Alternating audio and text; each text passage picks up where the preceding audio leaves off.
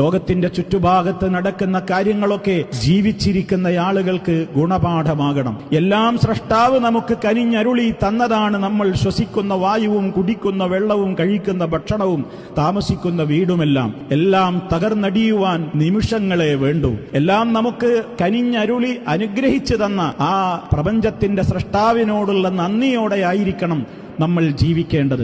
ഞങ്ങളൊക്കെ എവിടെയാണെങ്കിലും ഞങ്ങൾ സുരക്ഷിതരാണ്, അതൊക്കെ അവിടെ അങ്ങ് സംഭവിച്ചതാണ്, ഞങ്ങളൊക്കെ സേഫാണ് എന്നും പറഞ്ഞുകൊണ്ട് ഇത്തരം ഒരു ദുരന്തത്തിന്റെ കാലഘട്ടത്തിൽ പോലും തന്റെ വീട്ടിൽ നടക്കാവുന്ന കല്യാണം എത്രയൊക്കെ ആഹ്ലാദപൂർണമാക്കണം, എത്രയൊക്കെ അത്യാഡംബരപൂർവമാക്കണം, എത്രയൊക്കെ ധൂർത്തടിക്കണം, എങ്ങനെയെല്ലാമുള്ള തോന്നിവാസങ്ങൾ അതിലും കാണിക്കണം, ഏതെല്ലാം പേരിൽ ഏതെല്ലാം കൂത്താട്ടങ്ങളും പേക്കൂത്തുകളും തന്റെ വീട്ടിലെ പ്രോഗ്രാമുകളിലും ഗെറ്റ് ടുഗദറുകളിലും നടപ്പാക്കണം എന്നൊക്കെ ചിന്തിക്കുന്ന മുസ്ലിം സമുദായത്തിലെ മെമ്പർമാരുണ്ടെങ്കിൽ ആലോചിക്കുക.